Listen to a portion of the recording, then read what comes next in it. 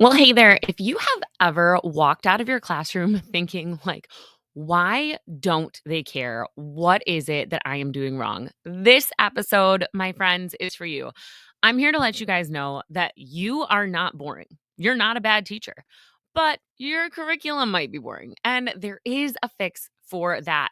Welcome back to this week's episode of the Modern Math Teacher Podcast. I'm your host, Kristen Moore. And on this episode of Poolside PD, we are breaking down the truth that boxed curriculum is boring. I know.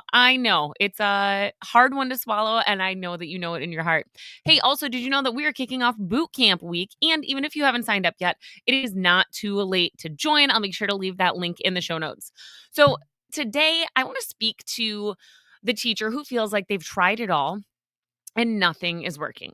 Okay. I've been there, you guys, just like you. When the pacing guide runs the show, right? The curriculum guide, pacing guide, whatever you have, your kids are tuned out. And you really just kind of sit there and wonder, like, is it me? It's got to be me. Here's the truth, it's not you. You are not the problem. The curriculum is. Okay. I remember teaching from a textbook. There we go.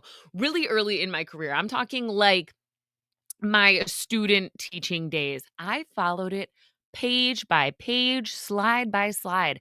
I had the posters, I had the positive attitude, and still I was getting the blank stares. And as a brand new teacher, that was so frustrating. But here's the truth, okay, you guys, even the most dynamic, passionate, creative teacher can still feel stuck if the materials you are given don't reflect your students or the world that they live in. Okay.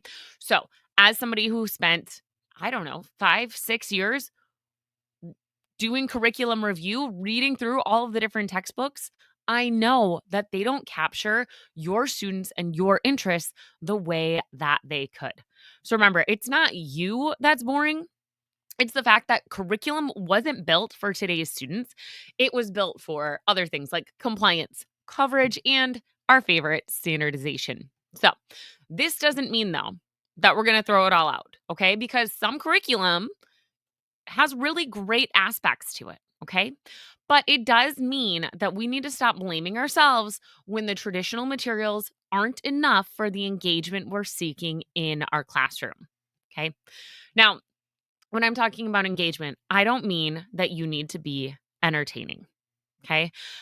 There's a myth that I hear a lot from the teachers. If I'm not getting, not necessarily cheers and applause, but if kids aren't like, "Oh yeah, that's my favorite teacher," whatever, then I'm doing something wrong. Okay? And that's just not true. Real engagement isn't loud and chaotic. It's focused, but it's curious, it's messy, and it's thoughtful. That's the kind of engagement we're after. Not the hooting and hollering, we're playing games, we're doing just crazy things in here. That's entertainment. We're talking about engagement, deep, rich engagement. So, three things real engagement might look like are giving your students choice, okay? Giving them a reason to invest in the lesson or activity that they're working on because they have the autonomy to choose how they're going to engage with that, okay? Another strategy for engagement, challenge. Giving your students tasks that push their thinking without pushing them away. And so that's where we want to get into those kind of open ended thinking tasks, the problem solving tasks, where your students are grappling with this information just at the edge of their zone of proximal development, their ZPD, if you will. Okay. We want to push them there and get them to engage and puzzle and problem solve and think. And also, connection. Connection is key. You've heard me say it time and time again. Letting them see the why behind the math, how it connects to them, how this standard connects to another standard, how it connects to another topic in the world, just anything. Okay.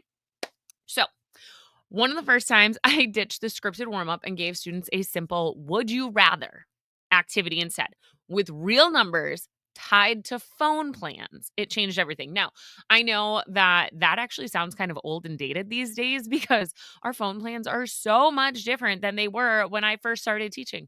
Man, you guys, I thought that cell phone project that I developed was going to last forever. It did not. We no longer pay per text message anymore. So, bear with me here with that example, but it's the same thing. Okay. Find a topic like that. My students were arguing, they were justifying, they collaborated, all of this on like a Friday at 8 o'clock in the morning. And that's when I knew I was hooked. I could use these relevant examples to bring the mathematics to life. And my students could have that opportunity to think, to grapple, to choose their own side, to challenge themselves, to argue about what was happening. That's where the relevance came in. Now, you don't need a total overhaul. All you need is a spark to start the fire of engagement. Okay. You do not need to throw everything out and start all over. Goodness knows our admin would have a freak out if we just whoop, hit that, tossed our textbooks to the wayside. Heaven knows they spent some good money on them. Instead, what you need is one intentional spark to boost student engagement at least every quarter, if not every unit, if not even more often. Okay. So that spark, it could be a really engaging real world warm up. It could be a mini project or like performance task for the day, or it could be an anchor activity, right? To reset the tone of your classroom. Having these types of activities sprinkled throughout your unit, your year, that's what's going to help keep the engagement alive and give you something that you can refer back to when the textbook is just kind of old and dry and boring, right? We need to break free from this box curriculum. And I need you guys to trust yourselves as the experts of your students, your standards, your classrooms, so you can design these rich and meaningful experiences that are going to skyrocket engagement in your classroom. Because I know that you deserve that. I know your students deserve that. And I know you're totally capable of that. And that's exactly what we're doing in the Create a Kickass Math Class Bootcamp this week. Inside the bootcamp, if you're not here with us already, again, it's in the show notes, okay? Inside Bootcamp, you are going to walk away with one ready to use idea for your first week back. Whether you are going to be starting with warm ups, anchor activities, mini projects, pick and choose, right? Then you're also going to think about a plan for why you chose it and how it connects to real learning, and make a plan to keep this engagement all through the year. We're talking about at least 4 times a year where we are intentionally boosting that student engagement with these kinds of activities that connect relevance or create relevance for our students. Okay. You're going to get some tools, templates to help you make it happen without adding any stress to your plate because it's still August, guys.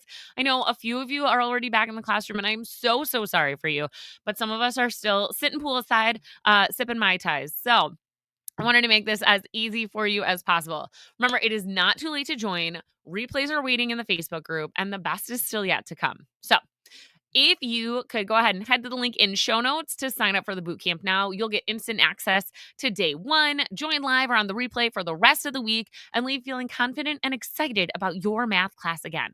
Remember, you guys, you are not boring. You're just ready for something different. And this is your invitation to join us. I'll see you guys inside Bootcamp. Till next time, keep it real.